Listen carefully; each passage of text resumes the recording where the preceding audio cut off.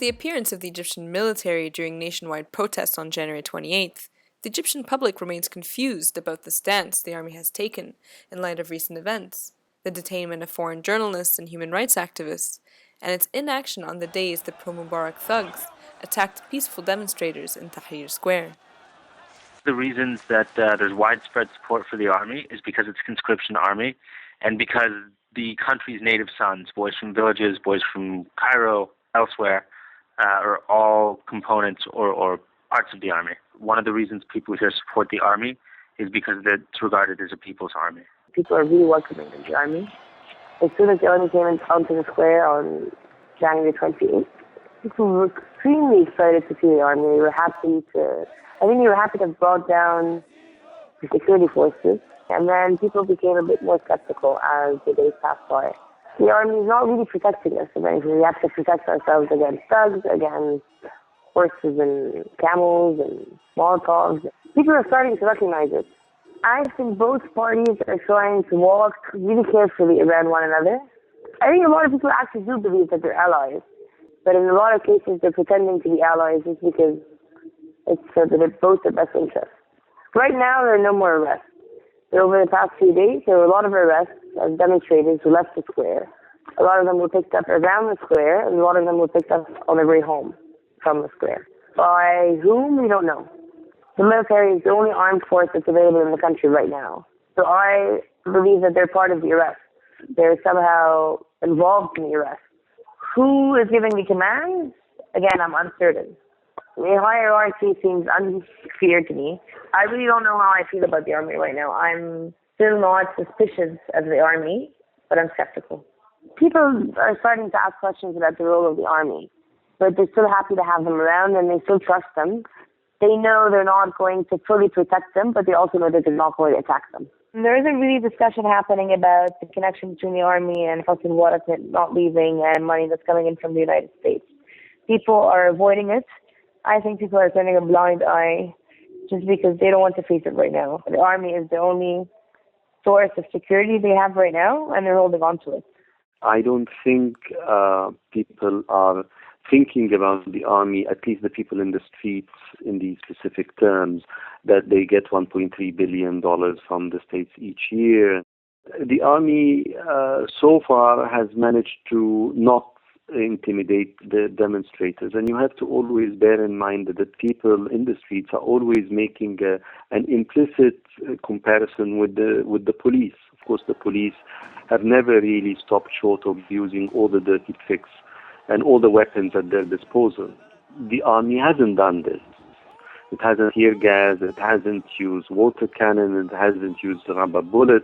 It hasn't done these things that people in the streets, on the streets now, are used to when it comes to the police. So in that respect, the army has some kind of respect from the people on the streets.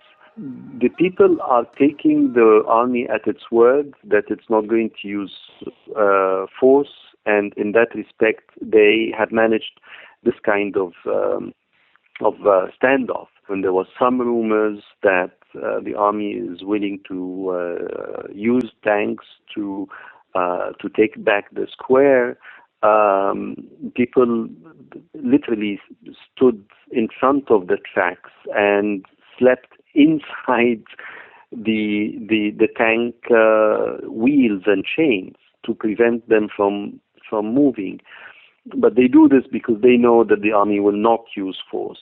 The last thing that I'd add here is an incident that I saw personally when a very high-ranking commander, he's the general in charge of central district of the country, which means Cairo, came in person, surrounded by military police officers, to the square and asked to talk to the demonstrators. And he managed to win them over, for maybe 30 seconds or maybe a minute at most, when he took the pedestal and started using the microphone to speak to the people. But then when he started telling them that he thought that this glorious youth movement has been usurped by outside agents, they just booed him down and they wouldn't allow him to continue talking, and that was the end of that attempt.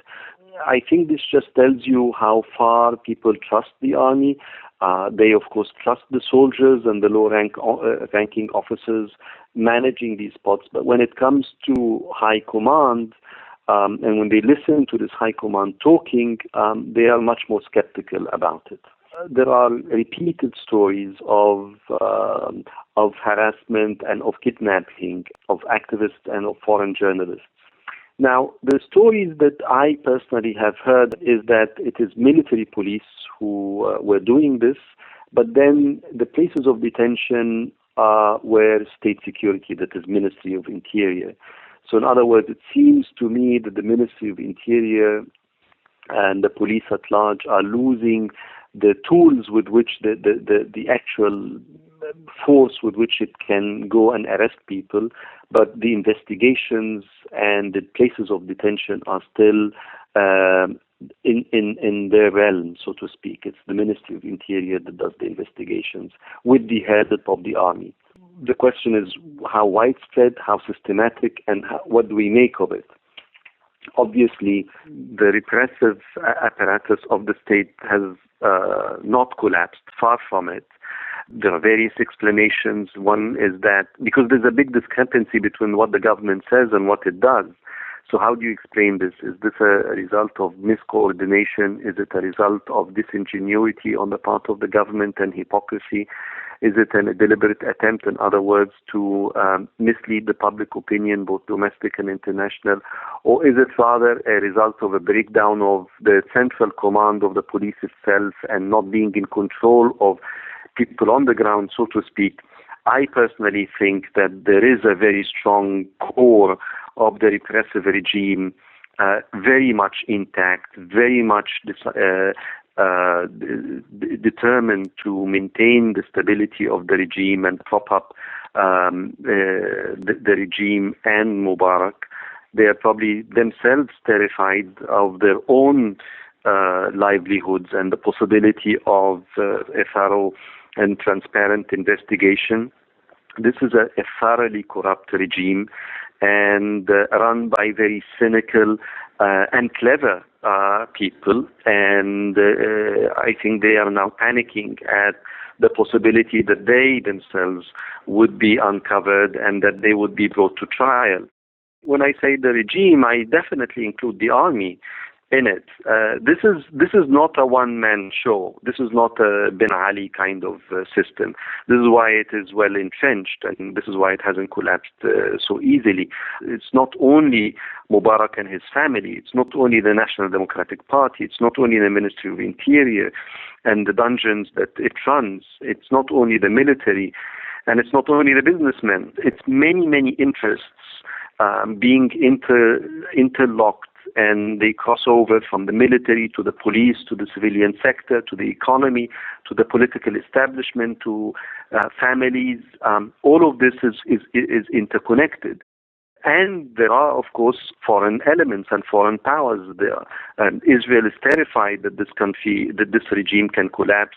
Many people in the U.S. militaries also have a vested interest in maintaining it. People in the intelligence services, and so on and so forth. Egypt is a complicated country. It's not a small country, and it has intricate and diverse links with other forces outside it. And there are many people who have an interest in maintaining this regime. And Mubarak knows this very well, and he's cynically using these fault lines to maintain his authority, thinking that he can wait it through.